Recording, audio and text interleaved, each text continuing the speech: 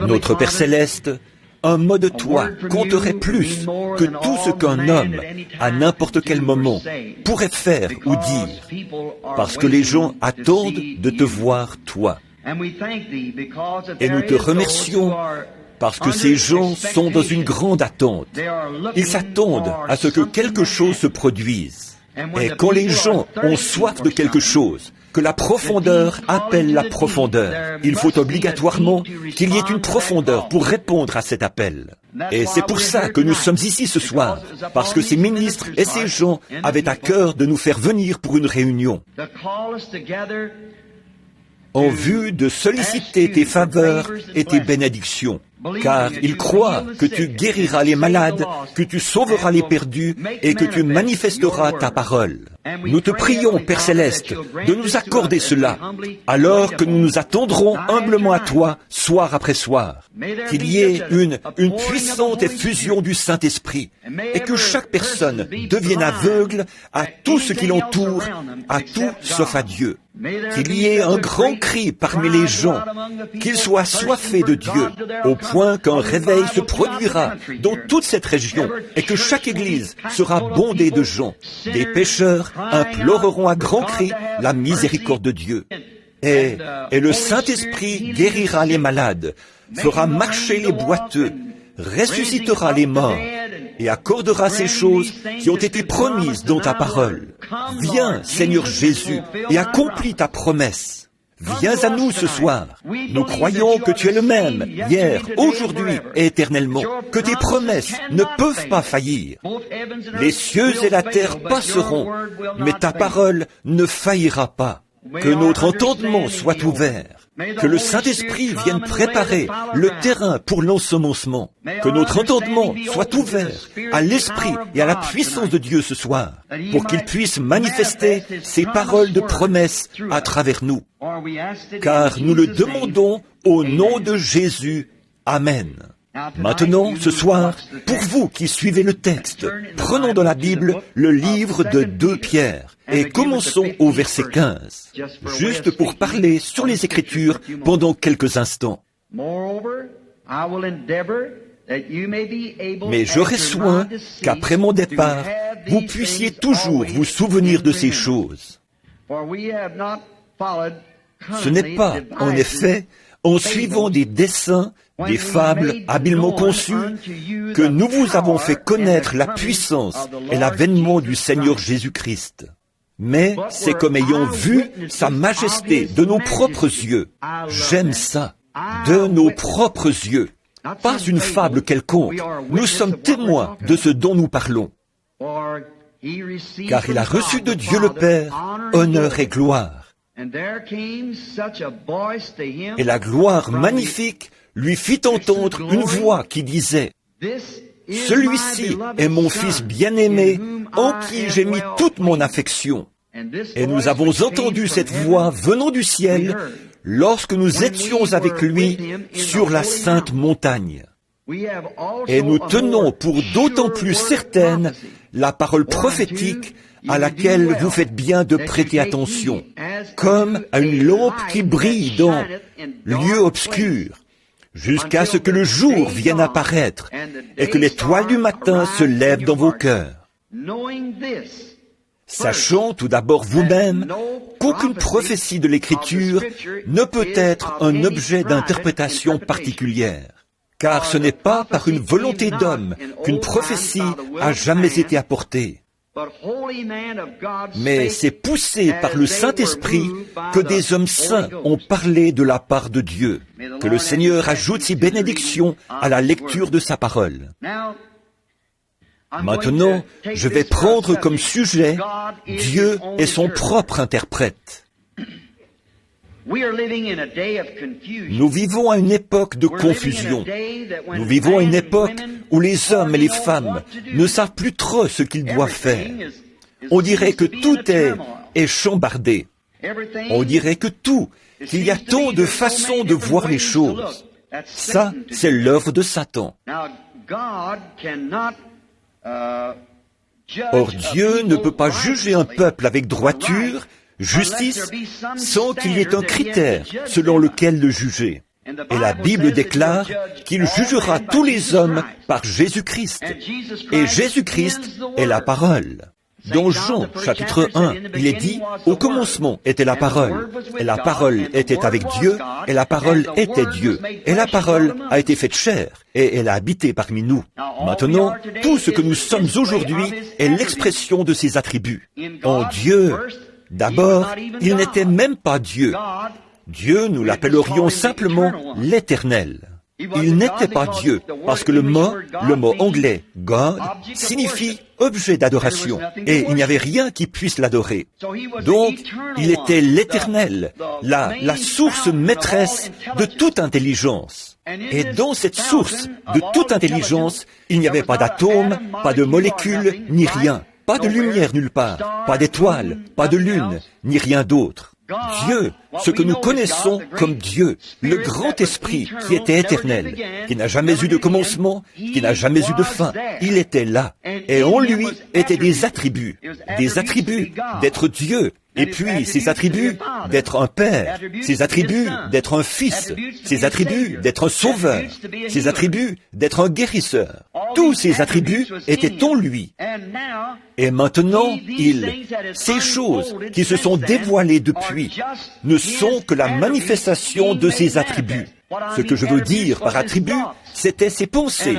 Et une parole est une pensée exprimée. Alors, c'est ce qui était dans sa pensée. Aussi, lorsqu'il a dit qu'il y ait, il y eut, qu'il y ait, il y eut. Et maintenant, souvenez-vous, vous les chrétiens, vous étiez ses pensées avant qu'il y ait un monde. Et vous êtes la manifestation de sa pensée. Avant même qu'il y ait un monde, vous étiez en Christ. Amen. En Dieu au commencement. Alors, voyez-vous, cela fait de vous ses sujets. Et tout ça, c'est Dieu lui-même qui se matérialise d'une manière tangible pour pouvoir être touché, vu et tout. Et tout ça, voilà, c'est ce que Dieu est. Alors les gens disent, l'interprétation. Je parlais il n'y a pas longtemps dans une réunion. Un homme m'a dit, il a dit, « Frère Branham, vous avez la mauvaise interprétation.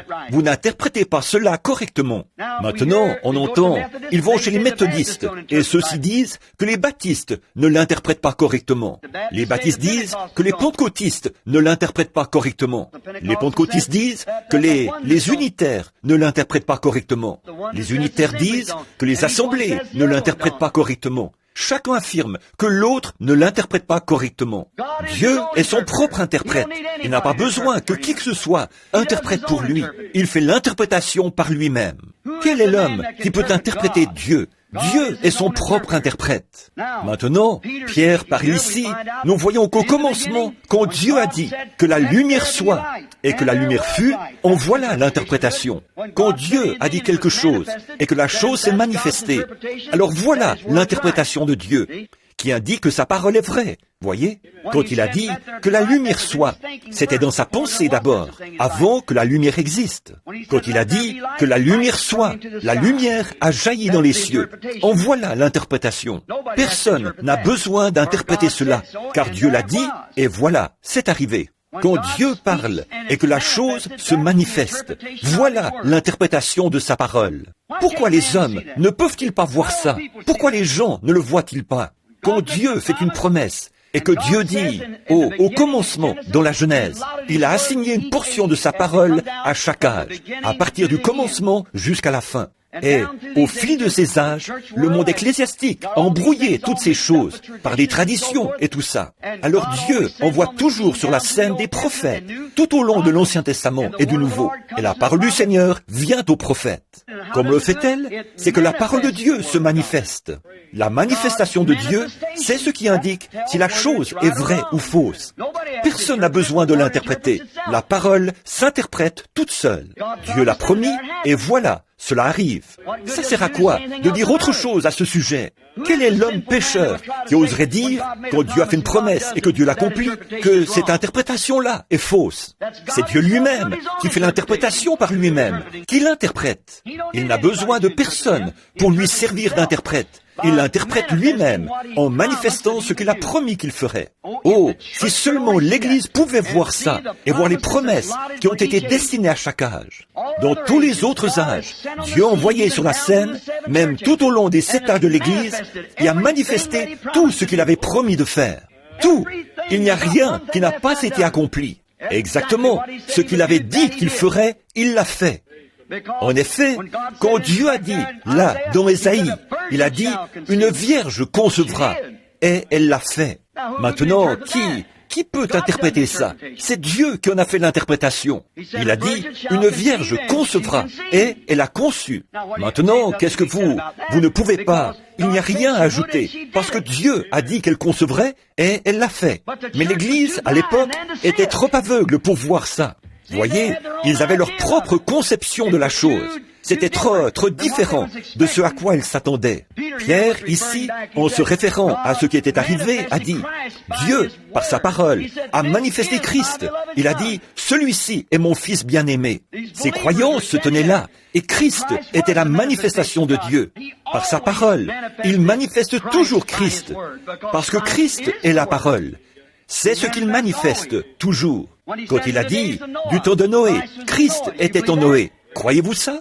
Noé avait dit, il va pleuvoir, il y aura une pluie, la terre sera détruite. Il a plu, ça n'avait besoin d'aucune interprétation. Il a plu, parce que Dieu, en Noé, avait dit, il va pleuvoir. Il était un prophète. La preuve, c'est que ce qu'il avait dit est arrivé. Donc, on n'a pas besoin d'interpréter ça. Certains de ceux qui étaient présents ont peut-être dit, cet homme ne sait pas ce qu'il dit.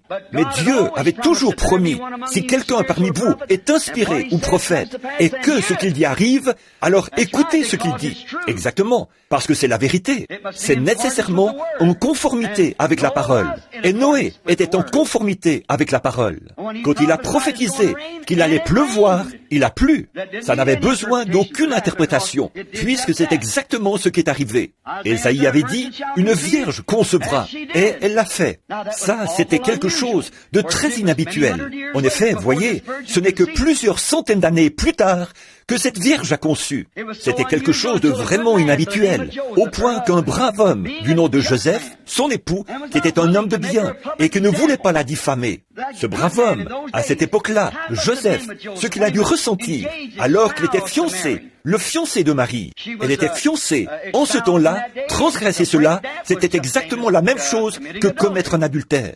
Et, bien entendu, Joseph, il lui semblait que Marie cherchait à l'utiliser comme écran, à se servir de lui, comme couverture pour sa faute. Car voilà, elle s'était retrouvée enceinte sans être mariée. Elle n'était que fiancée. Une ruse pareille, et c'était la mort, par lapidation. Forcément, selon la loi. Et Joseph, son époux, était un homme juste, un homme très juste. Il avait foi en Dieu. Et quand elle le regardait, avec ses beaux grands yeux très doux, en disant, « Joseph, l'archange Gabriel m'a visité et m'a annoncé que j'allais concevoir sans avoir connu d'homme. » Or, si seulement Joseph avait regardé dans l'Écriture, le prophète avait dit qu'elle le ferait. C'était simplement Dieu qui interprétait sa propre parole. Voyez, mais c'était quelque chose de trop inhabituel. C'est ça le problème, dans tous les âges. La parole de Dieu est étrangère aux gens. C'est quelque chose de trop inhabituel. Ce que Dieu fait, c'est toujours quelque chose d'inhabituel. Partout où Dieu est, il y a quelque chose d'inhabituel. Cela va à l'encontre des systèmes du monde, parce que ils ont arrangé les choses à leur manière, selon leur façon de voir. Mais Dieu intervient et il fait des choses inhabituelles. Comment cette vierge a-t-elle pu concevoir? Il était honnête. Il cherchait la face de Dieu à ce sujet. Et là, Dieu lui a parlé dans un songe. Il lui a dit, « Joseph, fils de David, ne crains pas de prendre avec toi Marie, ta femme, car l'enfant qu'elle a conçu vient du Saint-Esprit. Dieu l'a couverte de son ombre. Voilà ce qui a produit cela. » Avez-vous déjà remarqué le moyen que Dieu a utilisé pour traiter avec Joseph, là? C'était une voie secondaire, par un songe. Or, nous savons que les songes existent. Nous croyons aux songes. Je crois aux songes. Dieu a toujours traité avec les gens au moyen des songes. Par contre, les songes sont une voie secondaire, voyez? Ils peuvent être vrais ou faux. à moins d'être interprété. Mais celui-là n'avait besoin d'aucune interprétation. C'était Dieu lui-même qui parlait directement à Joseph, parce qu'à cette époque-là, il n'y avait pas de prophète dans le pays pour interpréter. Ça faisait 400 ans qu'il n'y avait pas eu de prophète. Alors, à défaut d'avoir un prophète, le meilleur moyen pour Dieu de s'occuper du bien-être de son propre fils, c'était de parler à Joseph dans un songe et sans interprétation. Il a dit, cette femme a raison, ce saint enfant qui était conçu en elle est le Fils de Dieu. Ça n'avait besoin d'aucune interprétation. Dieu fait l'interprétation par lui-même, au cœur honnête, sincère. Hommes et femmes qui regardez cette chose qui est mystérieuse. Si vous êtes honnête et sincère, et si vous croyez, Dieu a un moyen de vous l'interpréter.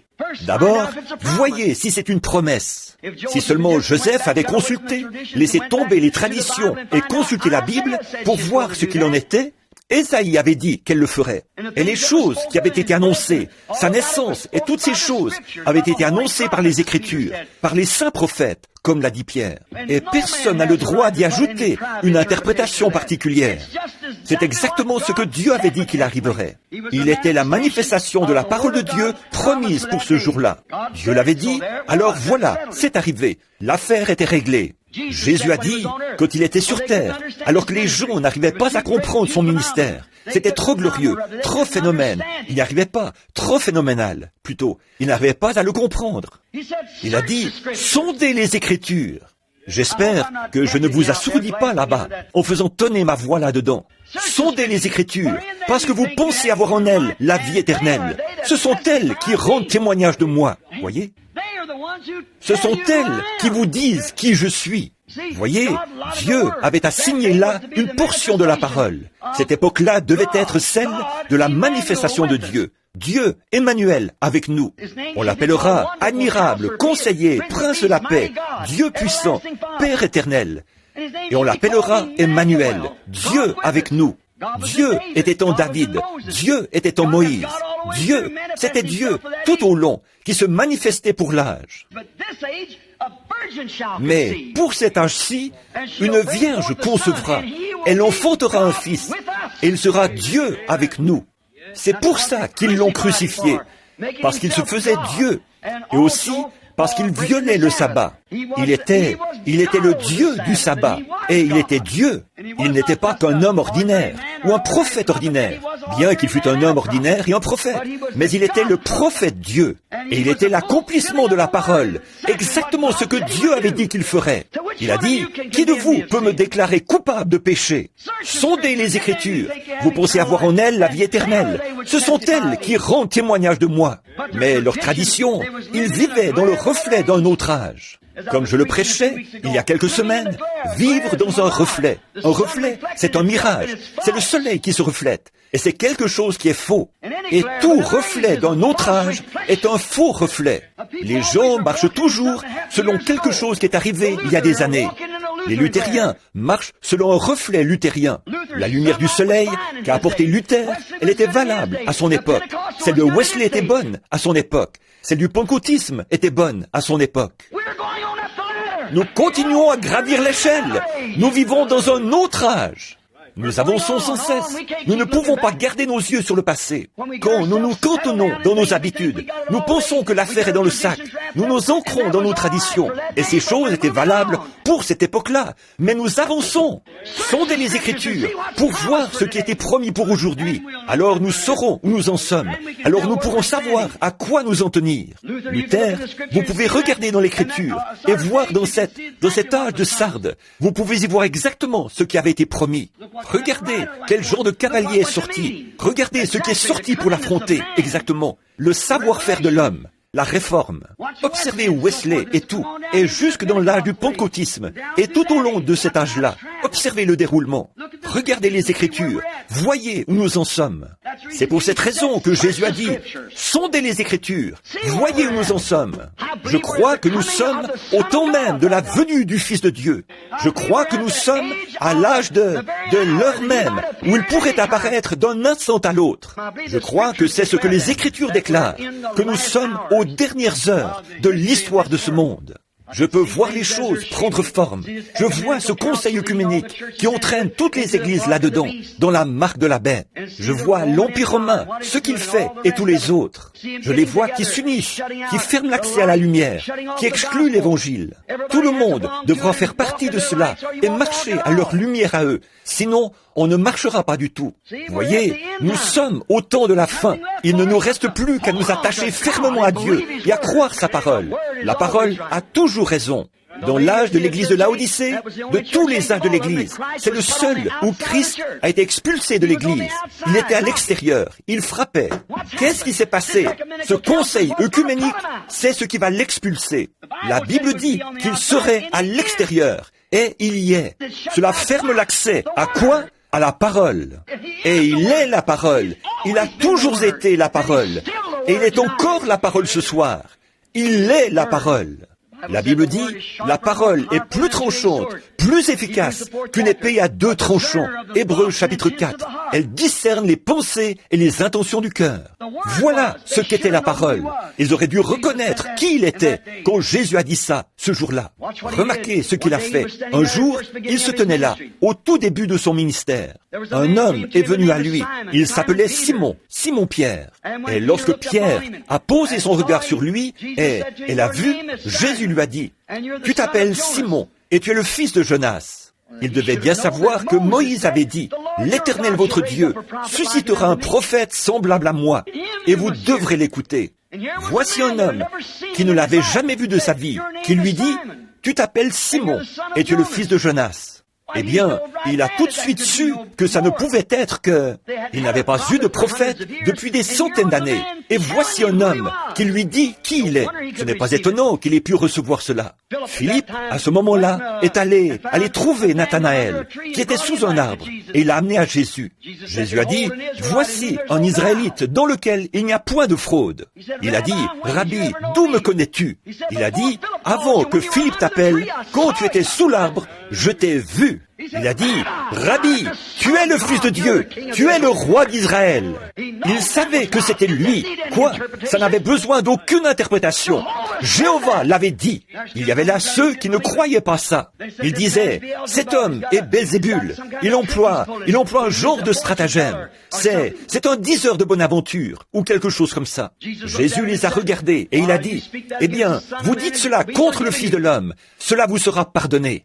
Mais quand le Saint-Esprit sera venu faire la même chose, si vous parlez contre cela, il ne vous sera jamais pardonné, ni dans ce siècle, ni dans le siècle à venir. » Il prophétisait pour notre époque à nous, le jour que nous allions connaître. Car il est le même, hier, aujourd'hui, éternellement. Souvenez-vous, c'était Jésus-Christ qui était en Moïse. C'était Jésus-Christ qui était en David. Quand David, le fils de David, est monté sur la montagne, un roi rejeté, et qu'il a pleuré sur Jérusalem, c'était nul autre que Christ en lui. En effet, à peu près 800 ans plus tard, le fils de David, du haut de la montagne des Oliviers, a regardé Jérusalem et a pleuré. Il a dit, « Jérusalem, Jérusalem, combien de fois ai-je voulu te prendre sous mes ailes, comme une poule rassemble ses poussins, mais tu ne l'as pas voulu. » Quand Joseph était en prison, c'était Jésus. Quand il était vendu pour presque 30 pièces d'argent, c'était Jésus. Quand il est devenu le bras droit de Potiphar, c'était Jésus. Quand il s'est assis à la droite de Pharaon, quand il sortait, tout le monde, la trompette sonnait, et tout le monde devait fléchir le genou. C'était Jésus.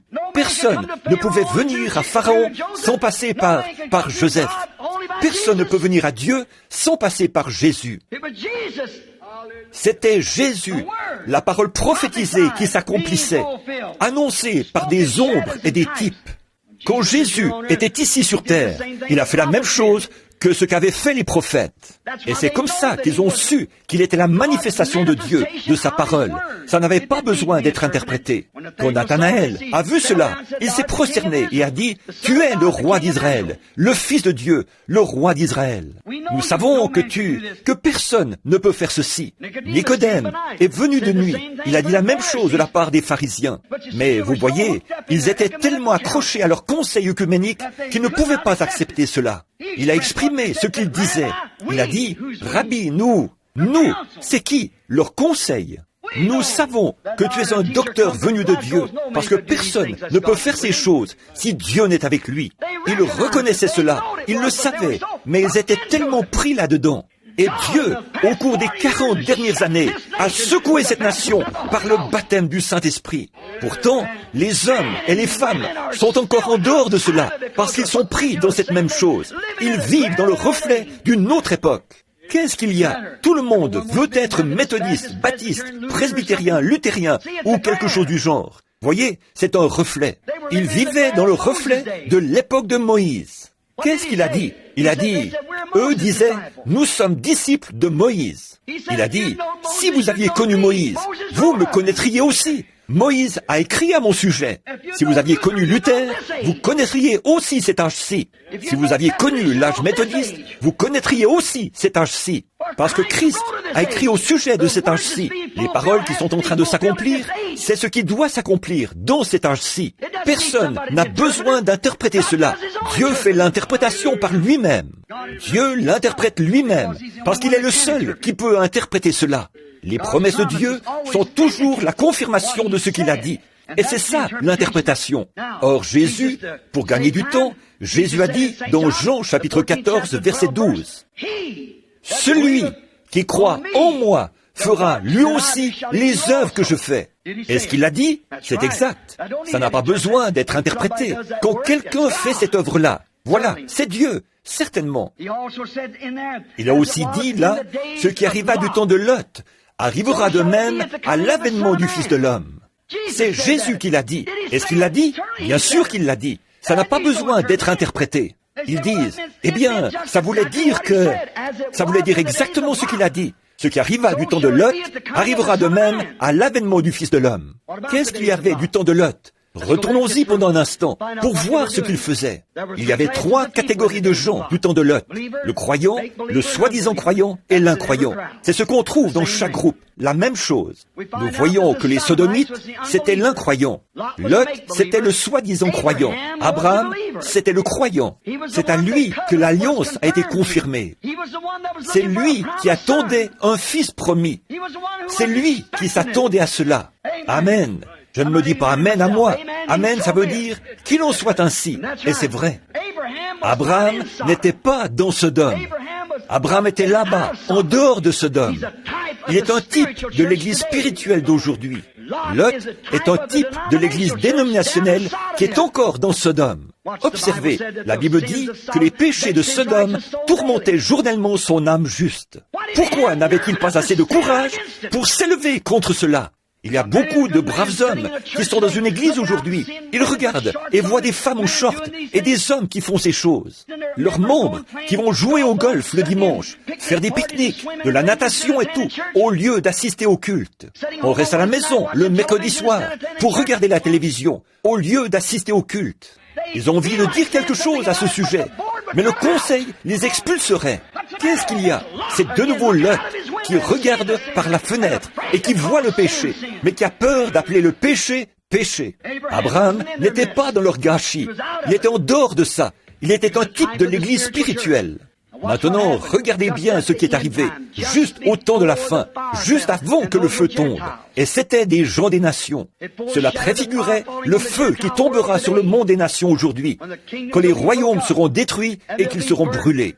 Les cieux seront enflammés, dit le Seigneur, et ils seront embrasés. Cela en était l'ombre. Maintenant, décrivons-les. Voici Abraham, qui était déjà en dehors. Il n'était pas dans Sodome, il était en dehors de Sodome. Lot était toujours à Sodome. Chose étrange, par une matinée chaude, peut-être vers 11 heures, il a vu venir 3 hommes, des hommes ordinaires, qui marchaient sur la route, sur le sentier. Abraham était assis sous le chêne, il se reposait. Il était sorti, probablement avec les troupeaux ce matin-là. Il était rentré, il était presque midi. Il a vu venir 3 hommes. Il y avait quelque chose de particulier chez ces hommes-là, qui sonnait juste. Oh là là! Avec Dieu, il y a toujours quelque chose de particulier. Lorsque cela vient parmi les gens, cela sonne juste. Ils reconnaissent cela. quelque chose leur indique. Il y a là une confirmation. Abraham a accouru. Il a dit, « Mon Seigneur, viens, permets que j'apporte un peu d'eau pour te laver les pieds, que je te donne un morceau de pain. Après quoi, tu pourras continuer ta route. » Et il s'est détourné. Il a couru à son troupeau. Il a pris un veau et l'a tué. L'a fait apprêter par un serviteur. Il est entré dans la tente, situé en contrebas. Il a demandé à Sarah de pétrir de la pâte pour faire ou de la farine pour faire du pain et pour faire des gâteaux. Il a apporté tout ça et a fait le service. Pendant qu'ils étaient assis là, en train de manger, ils ont commencé à remarquer que cet homme regardait continuellement du côté de Sodome. Il a dit, « Souvenez-vous, 2 d'entre eux sont descendus dans Sodome. 2 d'entre eux sont allés à Sodome. Je vous en prie, ne manquez pas ceci. » Je fais référence à ce que Jésus a dit. 2 d'entre eux sont allés à Sodome pour en faire sortir Lot et ceux qui étaient prêts à sortir là-bas. Et les 2 qui sont allés, ils sont allés prêcher là-bas. Et il y en a un qui est resté avec Abraham. Observez le signe qu'il a accompli. Ils ont eu un signe là-bas. Il y a eu, les Sodomites ont été frappés d'aveuglement. La prédication de l'Évangile aveugle toujours l'incroyant. Et remarquez ce qui a produit cela. Or, il y en a un qui est resté là et qui a accompli un signe devant Abraham. Maintenant, avez-vous déjà remarqué, n'importe quel historien, remontez le cours des Écritures, remontez le cours de l'histoire. Il n'y a jamais eu, pas une seule fois, au cours des âges de l'Église, un homme qui soit allé vers les églises dénominationnelles, là-bas dans le monde, là-bas dans les dénominations. Jamais auparavant, un homme dont le nom se termine comme Abraham, H-A-M. Mais aujourd'hui, ils en ont un, G-R-A-H-A-M. C'est vrai. Il va là-bas. Il les appelle à sortir. Il accomplit là un travail formidable. Graham, Billy Graham, le serviteur de Dieu, là-bas, parmi les dénominations, les politiciens et toutes ces choses. Il combat tout ça. L'autre jour, quand on voulait qu'il se présente comme candidat à la présidence, il a refusé catégoriquement. Que Dieu le bénisse pour ça. Voyons, ces compagnies de whisky, ils n'auraient même pas réussi la première étape. Voilà ce qui serait arrivé. Elles auraient dépensé des milliards de dollars, vu que, de toute façon, ils les auraient éliminés, ces compagnies de cigarettes et de choses comme celle-là. Voyez, il est là-bas comme messager de Dieu aux Sodomites. Exactement. Mais souvenez-vous, il y en a un qui est resté là avec Abraham. Un autre homme, pas les 2, qui sont descendus là-bas, comme des évangélistes modernes, qui sont descendus prêcher là-bas. Remarquez, il y en a un qui est resté là. 2 sont descendus là-bas. Et un est resté ici avec Abraham.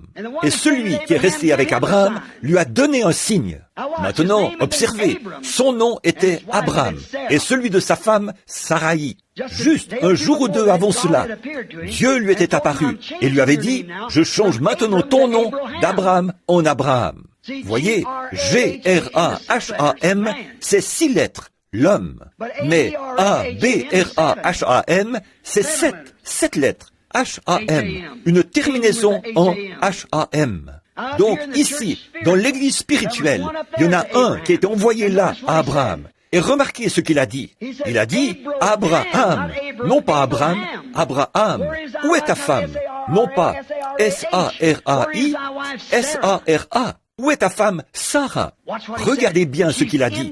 Elle est dans la tente, derrière toi. Et il a dit, je te visiterai. Je vais te visiter. Vous voyez, ce pronom personnel, lui, selon la promesse qu'il avait faite. C'était Dieu. Il a dit, je vais te visiter. Et Sarah, exprimée comme ça, nous pourrons tous comprendre, a ri par en dessous, en elle-même. Elle a dit, moi, une vieille femme, à 100 ans, mon Seigneur, lequel était Abraham, est vieux aussi. On n'a plus l'âge de faire comme les jeunes. Elle a dit, voyons, nous ne pouvons plus avoir ce genre de plaisir. Je suis vieille et il est vieux. Elle a dit, nous ne pouvons plus avoir ça. Elle a dit, comment? Ces choses ne sont pas possibles. Et l'homme, Dieu dans une chair humaine, a dit, pourquoi Sarah a-t-elle ri et douté en disant ces choses? Dans la tente derrière lui. Maintenant, voyez, si ce n'est pas là le ministère même qu'a exercé Jésus-Christ. Il regardait l'auditoire et connaissait leurs pensées. Il a dit à Pierre qui il était et comment s'appelait son père. Il l'a dit à Nathanaël. Il a dit à la femme au puits, quand elle a dit, il a dit, va me chercher à boire, ou apporte-moi à boire. Elle a dit, Seigneur, il n'est pas de mise pour toi pour vous, les Juifs, de parler aux Samaritains. Nous n'avons pas de relation entre nous. Il a dit, mais si tu savais à qui tu parles, c'est toi qui me demanderais à boire. La conversation s'est poursuivie. Il a dit, va chercher ton mari et viens ici. Elle a répondu, je n'ai pas de mari. Il a dit, tu as eu raison de dire cela, car tu en as eu 5. Elle a dit, Seigneur, regardez la différence entre elle et les sacrificateurs de ce temps-là, ce conseil qui vivait dans le reflet d'une autre époque. Eux, ils ont dit, c'est le diable. Il fallait bien qu'ils disent quelque chose à leur assemblée, parce qu'il fallait une réponse. Mais qu'a fait cette pauvre petite femme qui avait cette semence prédestinée dans son cœur? Elle en avait eu assez de ce genre de choses, et s'était alors mise à faire le trottoir comme prostituée. Mais quand elle a vu cela, elle a dit, Seigneur, je vois que tu es prophète. Nous n'en avons pas eu depuis 400 ans. Et on nous dit que quand le Messie viendra, il fera ces choses. Oh là là, cette semence qui se trouvait là a tout de suite pris vie. Pourquoi? Ça n'avait pas besoin d'être interprété. Jésus a dit, je le suis, moi qui te parle. Ça n'avait pas besoin d'être interprété. Il avait accompli le miracle et a testé qu'il était bien le Messie. Amen. Il a rendu témoignage que c'était là exactement ce que Dieu avait promis. L'Éternel ton Dieu suscitera un prophète comme moi, avait dit Moïse. Qu'est-ce que c'était? Une confirmation de l'Écriture. Elle s'en est allée dans la ville en courant et elle a dit, venez voir un homme qui m'a dit ce que j'ai fait. Ne serait-ce point le Christ? N'est-ce pas lui? Il m'a dit ce que j'ai fait. Maintenant, remarquez, Jésus, c'était lui dans cet homme là-bas qui, le dos tourné à la tente, a dit ce que Sarah pensait à l'intérieur de la tente. La parole de Dieu dit, dans Hébreux au chapitre 4, qu'il dit ceci. La parole de Dieu est plus efficace et plus tranchante qu'une épée à 2 tranchants, pénétrante jusqu'à partager la moelle des os. Elle discerne les pensées et les intentions du cœur. C'est la parole. Et chaque fois qu'un prophète venait, il venait avec la parole. Et il était la parole pour cet âge-là. Et qu'est-ce que cela produisait? Un prophétiseur qui discernait les pensées qui étaient dans le cœur. C'est ce que cela produit en Jésus-Christ, parce qu'il était la plénitude de la parole. Et Jésus a dit, ce qui arriva du temps de Sodome arrivera de même à l'avènement du Fils de l'homme. L'Esprit de Dieu allait venir sur terre sous la forme d'êtres humains. Dieu manifesté dans la chair humaine. Amen. Voyez-vous cela? Et ferait la même chose que ce que Dieu, dans une chair humaine, avait fait là-bas à Sodome. Rappelez-vous, ils attendaient un fils promis. Et juste après cela, le fils promis est arrivé. C'est le dernier signe que Sodome et le groupe d'Abraham ont vu avant la venue du fils promis. Avez-vous remarqué ça? Et l'église spirituelle est maintenant arrivée à cette heure-là. Quelqu'un disait, frère Branham, avez-vous dit que c'était Dieu? La Bible dit que c'était Dieu. Ça n'a pas besoin d'être interprété. Il est Elohim. C'est comme ça qu'Abraham l'a appelé. N'importe quel lecteur de la Bible sait cela. Elohim, celui qui est entièrement suffisant. Il était le premier, le dernier, le commencement, la fin. Elohim. Abraham l'a appelé Elohim. Dieu, en hébreu, c'est en lettres majuscules. Elohim, tout comme au commencement Dieu, Elohim. Il était Elohim, manifesté dans une chair humaine, portant des vêtements d'humains, mangeant de la nourriture d'humains. Amen. Un signe indiquant que dans les derniers jours, Dieu apparaîtra de nouveau parmi son peuple, dans la chair humaine. Amen. Jésus a dit, vous ferez, vous aussi, les œuvres que je fais. Et ce qui arriva du temps de Sodome arrivera de même à l'avènement du Fils de l'homme. Amen. Ça n'a pas besoin d'être interprété. Ça a besoin d'être manifesté. C'est ça qu'il faut. Amen. Croyez-vous cela? Courbons la tête. Notre Père Céleste, nous te présentons ta promesse ce soir, car c'est toi qui as dit ces choses. Tu les as promises. Personne d'autre que toi ne peut faire vivre ta parole. Tu as dit que la lumière soit, et la lumière fut. Personne n'a à interpréter cela. La chose s'est manifestée. Comme nous avons cité Ésaïe le prophète, une vierge concevra, elle l'a fait. Ça ne demande aucune manifestation, elle l'a fait. C'est ce qui est arrivé. Tu as dit que, quand il viendrait, il naîtrait à Bethléem. De Bethléem, en Judée, n'es-tu pas la moindre entre toutes les principales villes de Juda, d'Israël? Mais de toi sortira le chef de mon peuple. Les choses qu'il ferait, ce qu'il s'écrirait à la croix, qu'on le condamnerait, qu'on lui percerait les mains et les pieds. Il était blessé pour nos transgressions et brisé pour notre iniquité. Le châtiment qui nous donne la paix est tombé sur lui. C'est par ses meurtrissures que nous avons été guéris. Et ce que David a dit, je n'abandonnerai pas son âme dans le séjour des morts, et je ne permettrai pas que mon sein voie la corruption. Et le troisième jour, avant la fin des 72 heures, après lesquelles la corruption s'installerait dans son corps, la parole de Dieu disait qu'il ressusciterait. Ils ont dit qu'on avait dérobé son corps, et ils le croient toujours. Mais nous, Seigneur, nous croyons ta parole. Elle a été manifestée. Jésus-Christ est ressuscité. Et il a dit, voici, je suis avec vous tous les jours, jusqu'à la fin du monde. Nous croyons que tu es ici ce soir. Nous croyons que tu es Jésus-Christ ici ce soir, autant que tu l'as toujours été. Et tu cherches simplement des yeux, des bras, des jambes, une bouche, des âmes, des corps, que tu pourras utiliser pour te manifester. Ô Dieu, sanctifie-nous ce soir, pour que nous puissions voir Jésus-Christ le vivant vivre parmi nous. Qu'il vienne. Cela se passera alors, comme pour ces Grecs affamés qui sont venus ce jour-là et qui ont dit, « Monsieur, nous voudrions voir Jésus. » Et ils l'ont vu. Oh, quelle joie ils ont dû ressentir quand ils ont posé leur regard sur lui. Oh Dieu, tu es le même aujourd'hui, et tu as promis que si nous avions faim, nous aussi, nous pourrions te voir. Encore un peu de temps, et le monde ne me verra plus, l'incroyant. Mais vous, vous me verrez, car je serai avec vous, et même en vous, jusqu'à la fin du monde. Nous savons que tu es le même, hier, aujourd'hui, éternellement. Seigneur, les paroles ont été prononcées, cela a été écrit. Alors maintenant, que cela se fasse pour la gloire de Dieu, pour montrer qu'il tient sa parole. Amen. Que Dieu vous bénisse. Je vais former la ligne de prière. Je crois que Billy a dit qu'il avait distribué les cartes de prière de 1 à 100, ou quelque chose comme ça. Il n'est pas ici en ce moment. Quel est le numéro de carte de prière? Que quelqu'un regarde au verso de ça. Ce sera un numéro et une lettre. A, B, C, D ou... Qu'est-ce que c'est? A? Très bien. Prenons A, numéro 1, 2, 3, 4, 5. Commencez à vous lever comme ça. A, numéro 1, numéro 2, numéro 3, numéro 4. 4. Je ne l'ai pas vu se lever. La carte de prière numéro 4. 1, 2, 3, prière. Peut-être que la personne ne peut pas se lever. Si c'est le cas, que quelqu'un regarde la carte de son voisin. Il se peut qu'il ait une carte, mais soit incapable de se lever. Rapidement maintenant. La voilà. 4, 5, la carte de prière numéro 5, 6, 7, 8, 9, 10, 11, 12. Maintenant, commencez à vous avancer ici, dès que votre numéro est appelé. Numéro 1, 2, 3, venez tout de suite de ce côté. La carte de prière numéro 1, 2, 3, 4, 5, 6, 7, 8, 9, 10, 11. Venez vous mettre à votre place. 11, 12, 13, 14, 15, 16, 17, 18, 19, 20, 21, 22, 23, 24, 25. S'il y a quelqu'un qui ne peut pas, je vois un jeune homme dans un fauteuil roulant là-bas.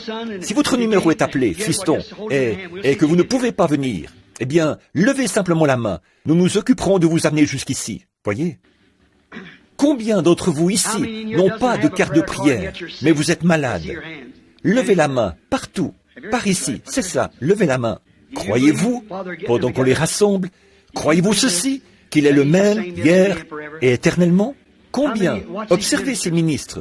L'Écriture ne déclare-t-elle pas, frères, qu'aujourd'hui, il est un souverain sacrificateur qui peut compatir à nos faiblesses? Pas vrai?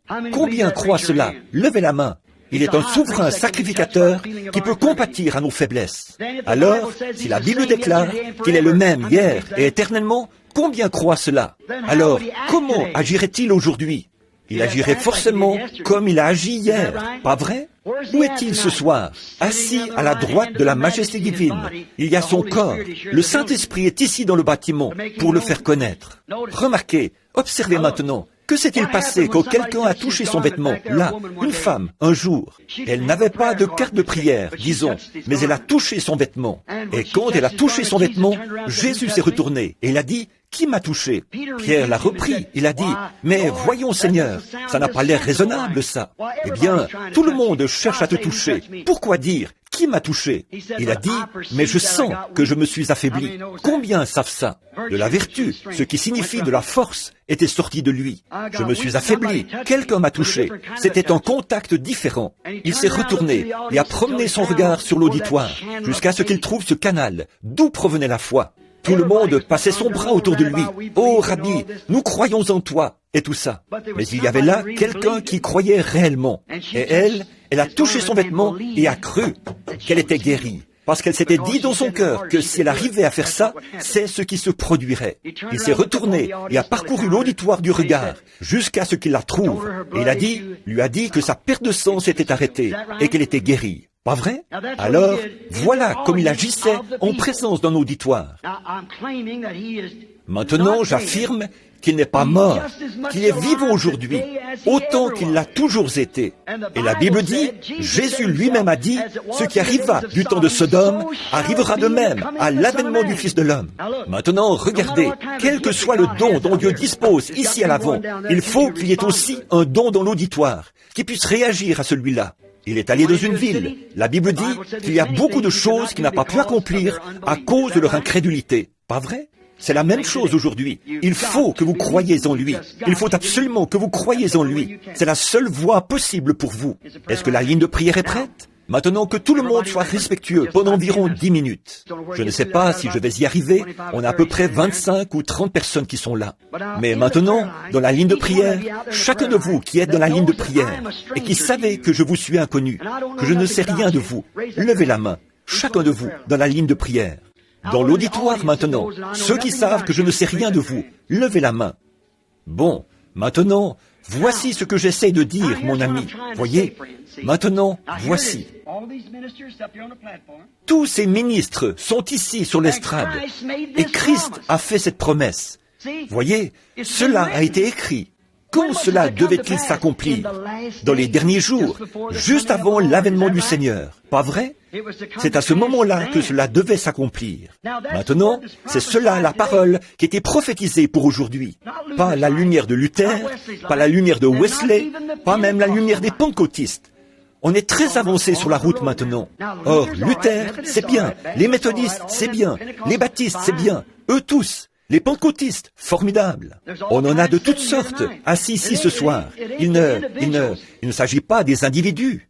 Supposons on ne pourrait jamais dire à un méthodiste quoi que ce soit au sujet de Luther, parce que lui, il croit à la sanctification, alors que Luther n'y croit pas. Voyez, on ne pourrait jamais dire à un pentecôtiste que la sanctification, c'est tout ce qu'il y a. Lui, il a vu la restauration des dons. Il ne va pas croire ça. Non, il a plus que ça. Voyez, et celui-là, c'est le dernier âge de l'Église que nous avons eu. Et la Bible dit qu'il n'y aura plus d'âge d'Église. Mais il doit y avoir un rassemblement des gens, voyez, et nous y sommes. Maintenant, souvenez-vous, le dernier signe. Est-ce nous qui attendons un fils promis? Levez la main. Croyez-vous que vous êtes la postérité d'Abraham en étant en Christ? Levez la main. Alors, postérité d'Abraham, reçois ton signe. Il ne se trouve pas à Babylone. Il ne se trouve pas là-bas, dans le monde des dénominations. Il se trouve ici, au milieu de vous, de ceux qui ne sont pas là-bas, dans ce gâchis. Croyez-y. Voici une femme. Elle m'est totalement inconnue. Nous avons à peu près le même âge. Je n'ai jamais vu cette femme de ma vie. Si je pouvais guérir cette femme, je le ferais, si elle est malade. Je ne sais rien d'elle. L'avez-vous vue lever la main il y a quelques minutes? Je ne l'ai jamais vue. Elle est juste une femme qui est debout là. Aujourd'hui, ils sont venus ici. Ils ont apporté un paquet de cartes de prière. Ils les ont toutes mélangées et les ont distribuées aux gens. Quelqu'un a reçu le numéro 1 ici, le numéro 10 là-bas, le numéro 15, le numéro 7, le numéro... Voilà, comme ça. On les mélange toutes, là, devant vous, chaque jour. Et quand on les appelle, on les appelle. Elles sont un peu partout dans la salle, voyez? Mais vous n'avez même pas besoin d'avoir une carte de prière. Restez simplement assis là et croyez. Pourquoi ne pensez-vous ce soir? Prenons conscience de l'heure où nous vivons. Voyez, elle est maintenant presque écoulée, mon ami. presque écoulé. Maintenant, si le Dieu d'Abraham a ressuscité Jésus-Christ d'entre les morts, et ce Jésus a promis que dans les derniers jours, les signes mêmes qu'Abraham, que l'ange, qui était Dieu dans une chair humaine, avait opéré devant Abraham, juste avant que le Fils promis arrive. Jésus a dit que la même chose se produirait aujourd'hui. Maintenant, nous voyons les puissances atomiques et les dénominations, toutes, le gâchis dans lequel elles se trouvent. Nous voyons un Billy Graham là-bas, et un Oral Roberts, et tous ces gens qui sont là-bas, le messager pentecôtiste et le messager dénominationnel qui sont là. Nous voyons tout cela se dérouler. Ils exécutent le signe. Billy Graham, un théologien hors pair, ce à quoi croient les dénominations. Oral Roberts, un guérisseur hors pair, exactement ce que les pentecôtistes. Mais écoutez, il était promis autre chose à la postérité d'Abraham. Eux sont là-bas, parmi ces dénominations. Il doit se produire quelque chose en dehors des dénominations qui va réunir les gens. Nous allons laisser ça de côté jusqu'à demain soir. Regardez bien, je ne connais pas cette femme. Je vais lui tourner le dos. Si le Seigneur Dieu dit quelque chose à cette femme, il se peut que ce soit familial, il se peut que ce soit financier, il se peut que ce soit la maladie, je ne sais pas. Elle saura si c'est la vérité ou non. Et s'il fait la même chose ce soir que ce qu'il avait fait en ce temps-là, croirez-vous le Dieu dont Jésus-Christ a promis la présence ici dans les derniers jours? Combien croient que nous vivons comme à Sodome, alors que le monde entier a sombré dans un état comme celui de Sodome? Combien d'entre vous croient que ce que je vous ai dit ce soir est la vérité? Alors, enfants et postérité d'Abraham, croyez en Dieu. Maintenant, pour ôter de votre esprit que j'essaie de dire quelque chose à cette femme en la regardant en face, ou pour vous ôter toutes ces idées de télépathie, ou tout ce que vous voudriez savoir. Toute personne qui sait ce qu'est la télépathie devrait avoir plus de bon sens que ça. Voyez? Avez-vous déjà vu un télépathe prêcher l'évangile? Avez-vous déjà vu un spirit prêcher l'évangile, accomplir des signes et des prodiges, proclamer que Jésus-Christ est le même? Non. Voyez, c'est la pensée des gens. Voyez, ils sont aveugles. Croyez-vous qu'ils peuvent être aveugles? La Bible dit qu'ils le seraient. Pas vrai? Emportés, en fait d'orgueil, aimant le plaisir plus que Dieu, déloyaux, calomniateurs, intempérants, ennemis des gens de bien, ayant l'apparence de la piété, mais reniant ceux qui ont fait la force. Jésus n'a-t-il pas dit, dans Matthieu 24, que les deux esprits dans les derniers jours allaient presque séduire même les élus, si c'était possible? Mais ce n'est pas possible. Ils étaient dans les pensées de Dieu au commencement, et ils sont une partie de Dieu. Maintenant, Dieu d'Abraham, d'Isaac et de Jacob, que l'on sache ce soir que je dis la vérité à ton sujet. C'est toi, Seigneur. Fais qu'humblement tes serviteurs soient capables de se débarrasser de leurs pensées, afin que tu puisses utiliser nos corps pour ta gloire. Au nom de Jésus, le Fils de Dieu. Amen. Un don, qu'est-ce que c'est? Ce n'est pas quelque chose que vous prenez pour couper et pour retourner. Non, non. C'est savoir vous enlever du chemin, afin que Dieu puisse vous utiliser. Un don, c'est seulement vous enlever du chemin, et alors c'est Dieu qui utilise cela. Si elle n'est pas guérie, la dame derrière moi ne va pas tarder à mourir. La dame derrière moi, un autre homme a prié pour elle tout récemment. Elle a un cancer. Le cancer est dans son sein et aussi dans ses poumons. On a prié pour elle tout récemment et elle essaye d'accepter sa guérison par la foi. C'est ainsi dit le Seigneur. Est-ce vrai, madame? Si c'est vrai, faites signe de la main à l'auditoire. Le Dieu d'Abraham est toujours vivant. Très bien. Repartez en croyant ce que vous croyez là et vous vous rétablirez. Amen. Croyez-vous? Vous dites, est dans l'auditoire. Cette femme assise ici, avec, au bout de la rangée, la deuxième dame, juste là. En me retournant, là j'ai vu quelque chose, un truc enroulé autour de son bras, qui mesurait la tension artérielle, se gonflait. Elle fait de l'hypertension. Est-ce vrai, madame? Levez la main. Si vous croyez, votre tension artérielle va baisser. Le Dieu d'Abraham est encore présent. Il demeure exactement le même qu'alors. La parole de Dieu pour aujourd'hui. Bonjour. Vous croyez maintenant? Ayez foi en Dieu. Vous me semblez n'être qu'une enfant. Dieu connaît votre cœur, jeune dame, pas moi. Croyez-vous que Dieu peut me révéler ce qui ne va pas? Allez-vous croire en lui si je le fais? Ce n'est pas pour vous, c'est pour quelqu'un d'autre. C'est votre frère. Son état est très grave. Et il est dans une ville au nord d'ici, Tulare. Il est à l'hôpital. Il est atteint de leucémie. Et les médecins l'ont condamné. Il n'y a plus aucun espoir. C'est exact. Croyez-vous? Très bien. Qu'est-ce que vous avez dans la main? Prenez ça et posez-le sur lui. Et ne doutez pas. Croyez. Amen. Croyez-vous? Je n'ai jamais vu cette dame de ma vie. Mais Dieu reste toujours Dieu. Maintenant, dites-moi, quel être humain peut faire ça? L'être humain n'a pas en lui la capacité de faire ça. Il s'agit du Dieu dont Jésus-Christ a promis la présence, ici, dans les derniers jours, et qui allait démontrer lui-même ce qu'il est, là, devant la postérité d'Abraham, comme ce qui était arrivé du temps de Sodome.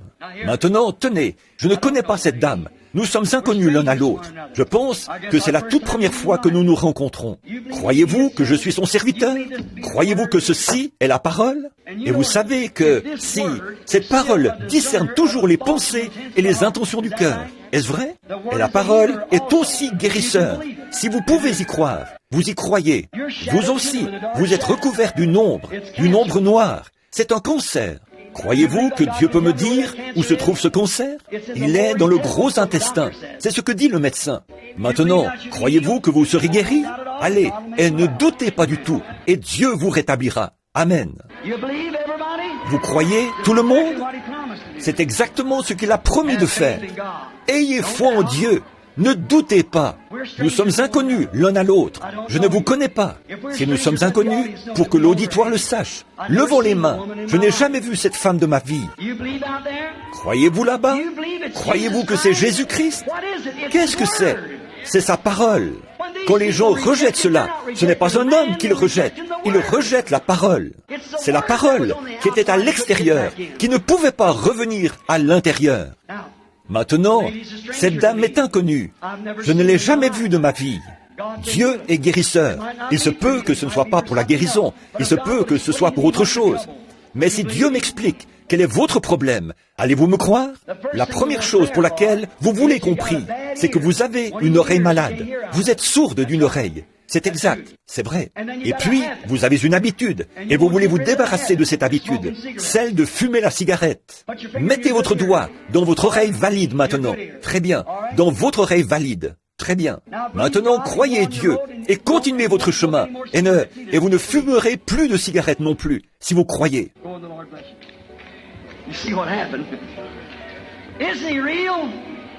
Allez, et que le Seigneur vous bénisse. Vous voyez ce qui s'est produit? N'est-il pas réel? Je ne vous connais pas. Nous sommes inconnus l'un à l'autre. Je ne vous ai jamais vu de ma vie. Mais Dieu vous connaît. Si Dieu peut me dire quelque chose à votre sujet, allez-vous croire? Est-ce que tout l'auditoire va croire? Est-ce que quelqu'un là-bas connaît cette femme? Est-ce que quelqu'un dans l'auditoire connaît cette femme?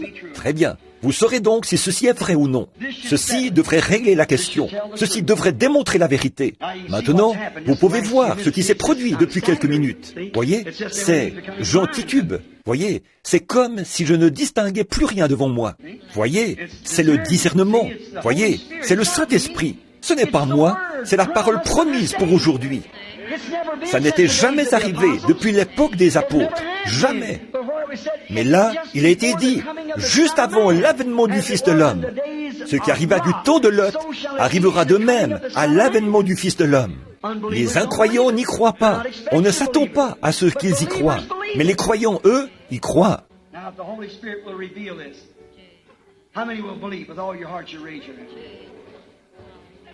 Maintenant, si le Saint-Esprit révèle ceci, combien d'entre vous croiront de tout leur cœur? Levez la main. Vous avez des lésions, vous avez eu un accident de voiture, ce qui a provoqué le déplacement de quelques vertèbres de votre cou. Vous avez aussi un rein déplacé. C'est bien ça, n'est-ce pas? Vous croyez? Vous allez vous rétablir. Loué soit l'Éternel. Vous croyez que Dieu guérit les problèmes de rein? Alors allez-y, acceptez votre guérison.